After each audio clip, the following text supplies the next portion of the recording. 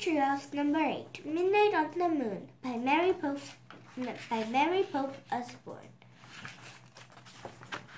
Contents. Prologue. Chapter 1 by Moonlight. Chapter 2 Space Motel. Chapter 3 Open Sesame. Chapter 4 Moon Rabbits. Chapter 5 Hang On. Chapter 6 High Jump. Chapter 7 The Moon Man. Chapter 8 One Star to Another. Chapter 9 Morgan. Chapter 10 Earth Life. Prologue. One summer day in Frog Creek, Pennsylvania, a mysterious treehouse appeared in the woods. 8-year-old Jack and his 7-year-old sister Annie climbed into the treehouse. The treehouse was filled with books, and it was magic. It could go any place that was in a book. All Jack and Annie had to do was point to a picture and wish to go there. They visit dinosaurs, king knights, and Egyptian queen, pirates, ninjas, and an Amazon rainforest. Along the way, they discovered that the treehouse belonged to Morgan Le Fay. Morgan was a magical librarian from the time of King Arthur. She traveled through time and in space, gathering books for her library. One day, Jack and Annie found a note that Morgan was under a spell. Jack and Annie set out in the magic treehouse to find 4 special things that would free her. With the help of a mouse named Peanut, Jack and Annie found the first thing in old Japan, the second thing in the Amazon rainforest, and the third thing in the Ice Age. Now, Zack and Annie and Peanut are ready to find the last thing in Midnight on the Moon. Chapter 1 by Moonlight. "Jack," whispered a voice. Jack opened his eyes. He saw a figure in the moonlight. "Wake up, get dressed." It was his sister Annie. Jack turned on his lamp, rubbed his eyes. Annie was standing beside his bed. She wore jeans and a sweatshirt. "Let's go to the treehouse," she said. "What time is it?" asked Jack. He put on his glasses. "Don't look at your clock," said Annie. Jack looked at his clock. "Oh man," he said, "it's midnight. It's too dark." "No, it isn't. The moon makes it bright enough to see," said Annie. "Wait until morning," said Jack. "No, now," said Annie. "We have to find the 4th thing. I have a feeling that the full moon might help us." "That's nuts," said Jack. "I want to sleep." You can sleep when we come back home," said Annie. "No time will have passed," Jack sighed. "Oh, brother," he said. But he got out of bed. "Yay! Yay!" whispered Annie. "Meet you at the back door." He tiptoed out of Jack's room. Jack yawned. He pulled out of his jeans and sneakers and a sweatshirt. He put his notebook and pencil into his backpack. Then he crept down the stairs. Annie opened the back door. Quietly, they stepped outside. "Wait," said Jack. "We need a flashlight." "No, we don't. I told you the moon will light our way," said Annie. She took off. Jack sighed. Then she followed her. Annie was right, thought Jack. The moon was so bright that he could see his shadow. Everything seemed washed with silver. Soon they left their street. Annie led the way into Frog Creek woods. It was much darker on the shadows of the trees. Jack looked up. searching for the treehouse. Where is it? Where is it? There, said Annie. The magic treehouse was shining in the moonlight. Annie grabbed a rope ladder and started to climbing up. Careful, go slowly, said Jack. He followed her up the ladder and into the treehouse. Moonlight streamed through the window, and it shone on the letter M that shimmered on the wooden floor. It shone on the 3 M things that rest on the M. A moonstone from the last time of the ninjas, a mango from the Amazon rainforest, a mammoth bone from the Ice Age. We need just one more M thing, said Annie, to free Morgan from her spell. Squeak! Peanut, said Annie.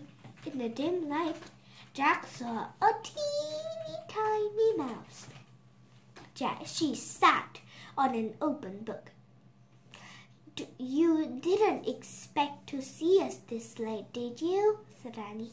She picked up Peanut, and Jack picked up the open book. So where are we going this time? Annie asked him, and he held the book up to the moonlight. Oh, he said.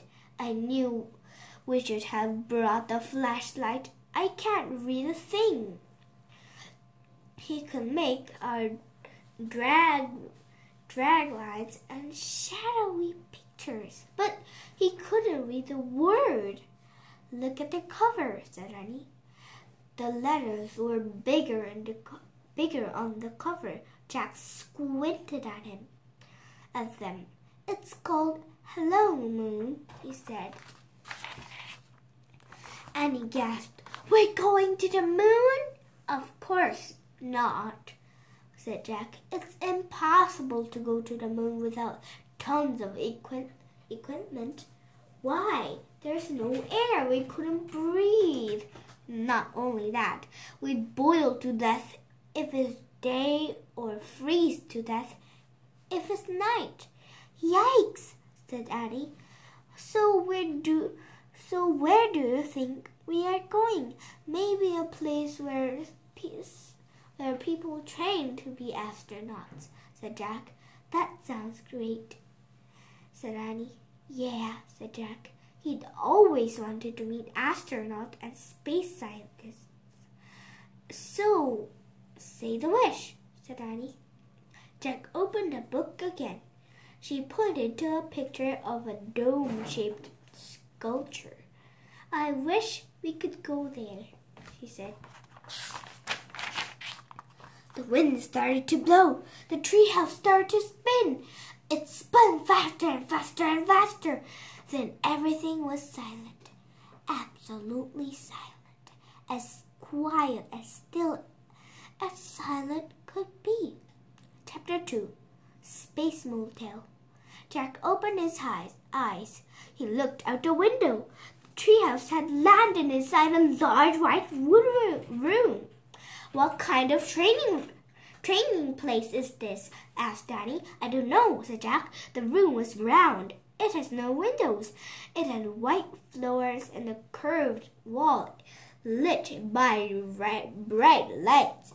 Hello, hello, hello, hello, Annie called. There was no answer. Where were all the astronauts and space scientists? Jack wondered. There's nobody here, said Annie. How do you know? Said Jack. I just feel it, said Annie. We'd better find out where we are, said Jack. He looked at the page in the moon book. He read the words below the picture on the dome. A moon base was built in the moon in the year 2031.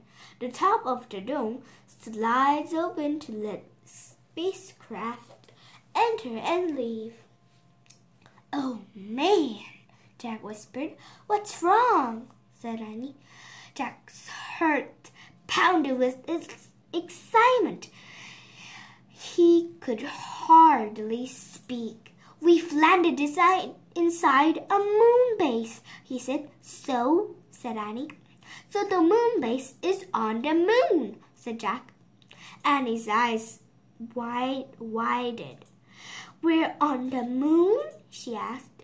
Jack nodded. "The book says the moon base was built in the year 2031, he said. "So this book is written after that, which means this book is from the future." "Oh, wow," said Annie. "Morgan must have gone forward in time to borrow from a future library." "Right," said Jack. "And now we're in the future, on the moon." Squeak, squeak. Annie and Jack looked at Peanut. The mouse was running around in circles. "Poor Peanut," said Annie. She tried to pick the mouse up, but Peanut hid behind the mango on the letter M. "Maybe she's nervous about being on the moon," said Annie. "She's not the only one," said Jack. He let out a deep breath. Then he pushed his glasses into place. "So what's the moon base?" asked Annie. Jack looked at the book. He could read loud. "When scientists visit the moon for short periods, they eat and sleep in the moon base. They eat and sleep." "A space motel," said Annie. "I guess," said Jack. He read more. "The small base has a landing chamber and a room of storing spacesuits. Air and temperature controls make breathing possible." "So that's why people can breathe," Jack said. "Let's explore," said Annie. "We have to find the fourth thing for Morgan." "No, first we should study this map," said Jack. He pulled out his notebook. "You study it," said Annie. Jack copied the map. Then he drew in the treehouse. Spacesuit, storeroom, air clock, rocket entry, landing chamber, treehouse. "Okay," he said. He pointed at the X in his drawing. "We're here." Jack looked up. Annie was gone. "Oh, brother," Jack said. As usual, she had left without him before they could even make a plan. Jack put the moon book and pencil into his pack. Carrying his notebook and backpack, he started out the window. Squeak! Squeak! Jack looked back at Peanut. The mouse was running back and forth on the M. "Stay here and be safe," said Jack. "We'll be back soon." Jack swung himself over the windowsill. His feet touched the floor of the landing chamber. "Annie!" he called. There was no answer. Jack looked at his diagram. He showed the only way to go. Jack walked along the curved white wall to the stairs. He climbed to the steps to a hallway. "Jack, hurry!" Annie was at the end of the hallway, standing in the air clock. She peered at a window in a giant door. Jack hurried toward her. Annie stepped aside so he could see out the window too. "Oh, man," said Jack. What he saw took his breath away. He stared at a rocky gray land. The land was filled with giant craters and tall mountains. The sun was shining, but the sky was ink black. "Say hi to the moon," Annie says softly. Chapter 3. Open sesame. The fourth MC must be out there, said Annie. Beside the door was a button with the word open on it. Annie reached for the button. Wait, Jack grabbed her hand. There's no air on the moon, remember? Oh, right, but we have to go out to find the M thing. Let's see what the book says, said Jack. He pulled the book out of his pack. He flipped through it until he found a page that showed the surface of the moon. He read aloud. It takes 14 days to equal 1 day on the moon. No air protects the moon from the sun's rays, so daytime has reaches 2,000.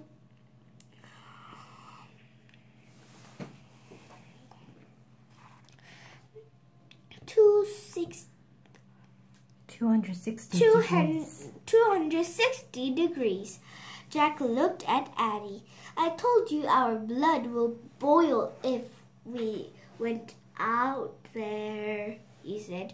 Yuck, she said. Jack read from the book again.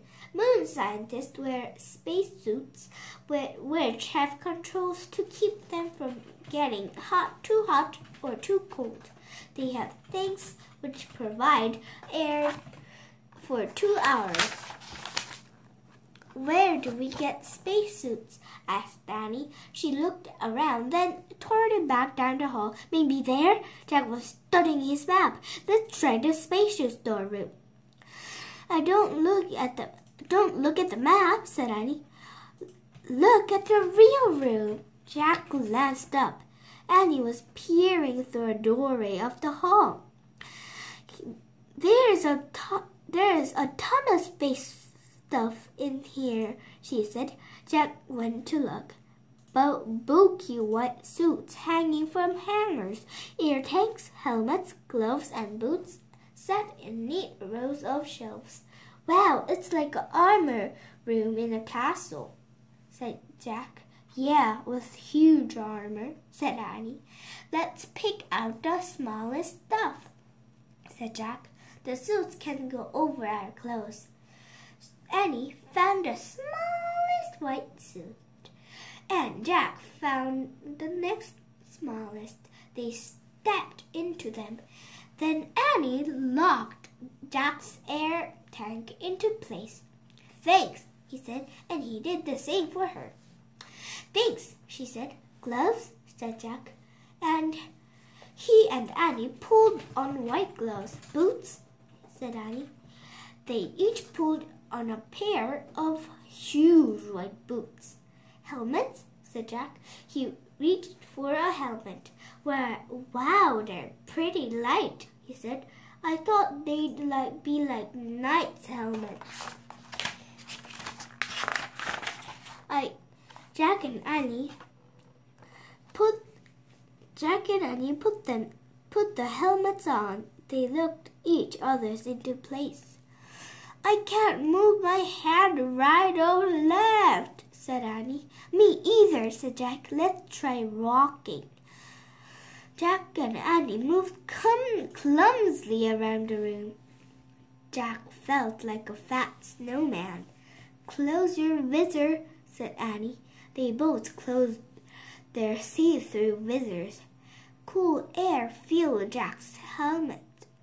I can breathe, Annie yelled. Her voice boomed in Jack's ears. Ow, talk quietly, Jack said.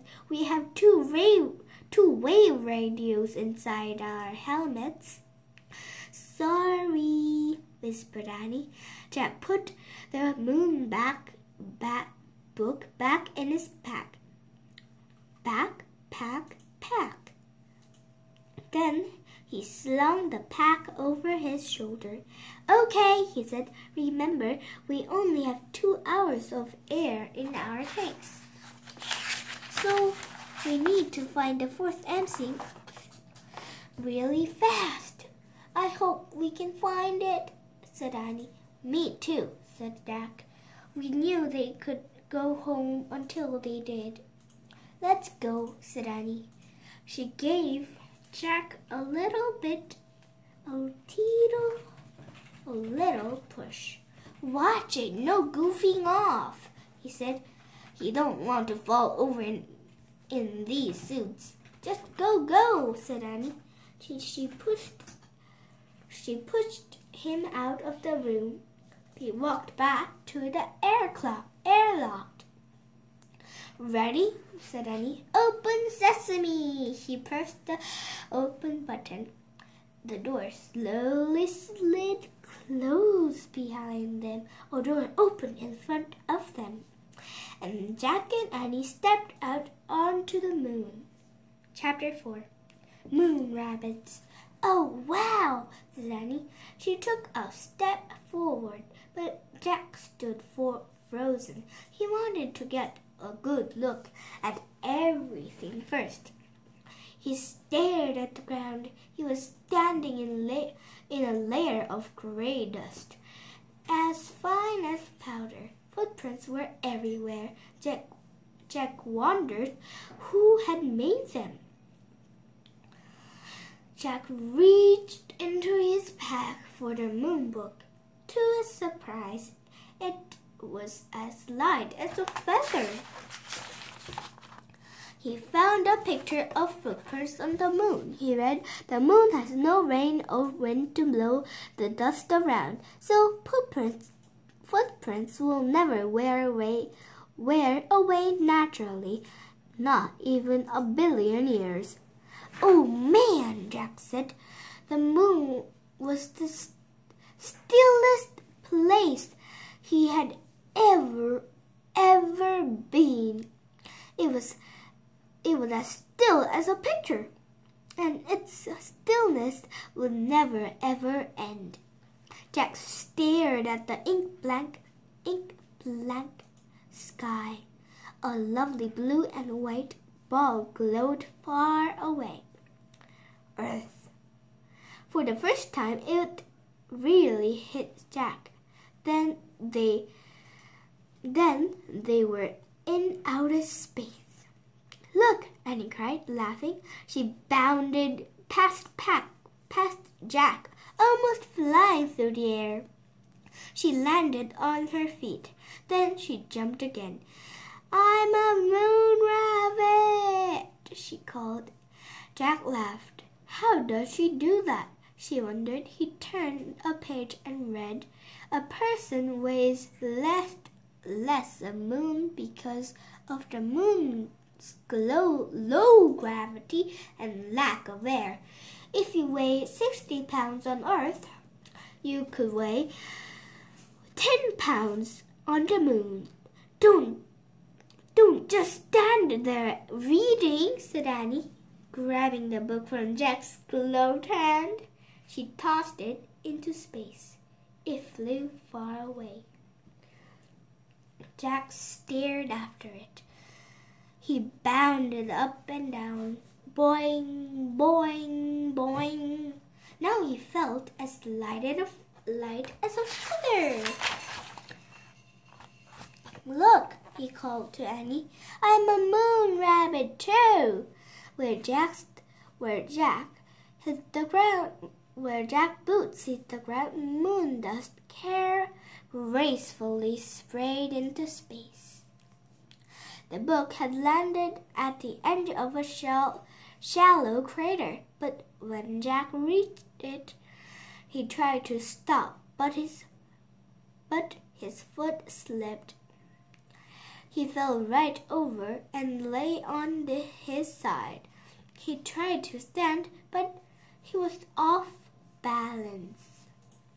He tried again, but the dust was too deep, and his spacesuit was too clumsy. "Are you okay?" asked Annie. "I can't get up," said Jack. "You shouldn't have been goofing off," said Annie wisely. "You goofed off first. Now help me up, please." And he stared toward him. "Don't fall too," warned Jack. "I won't."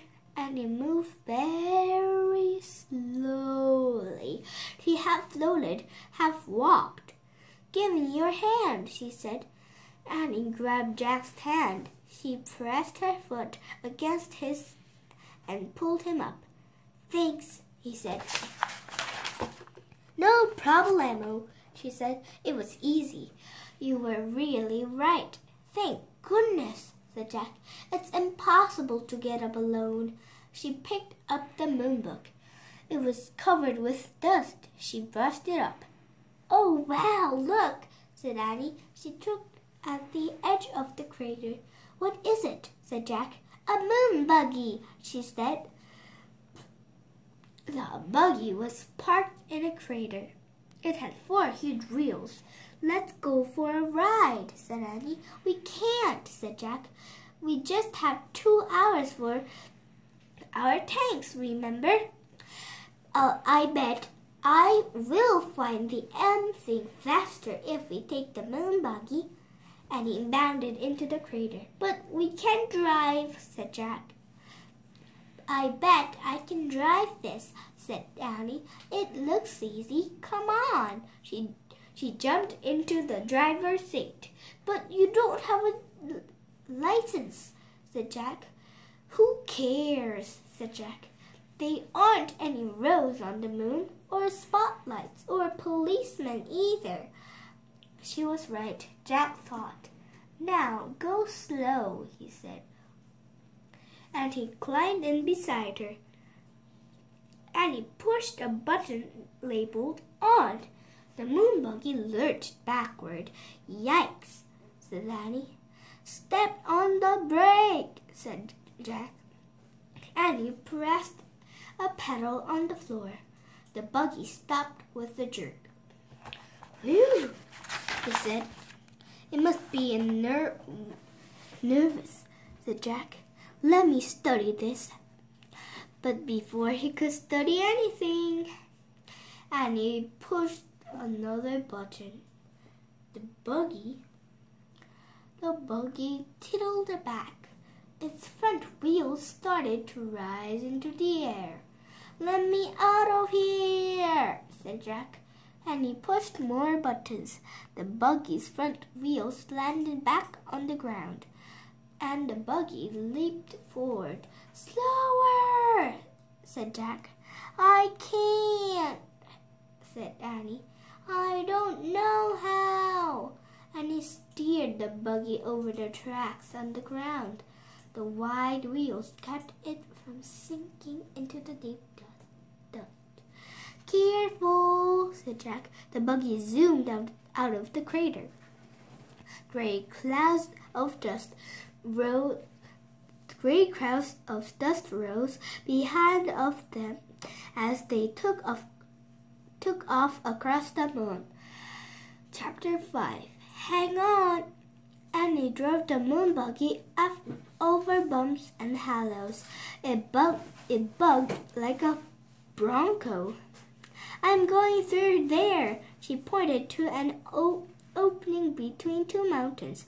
Jack held on to the dashboard. The buggy bumped toward the opening and shot through. On the other side, the ground was even rockier. "Look out! Look for the fourth end thing," said Annie, bouncing up and down. Jack groaned. Looking for anything on this wild road was impossible. "Slow down," he said. "How?" "Try pressing the brake pedal on the floor slowly." And he pressed on the brake. The buggy slowed down. Jack sighed with relief. The ride was still bumpy, but now, at least, he could take a good look at the moon. He had never been such a colorist, barren place. There was no green, no blue, no red, no water, no trees, no clouds, only giant gray rocks and craters and an American flag. This is an American flag. Oh man, said Jack. That's from the first astronauts who landed on the moon. Let's look a telescope, said Annie. She drove near the flag and telescope.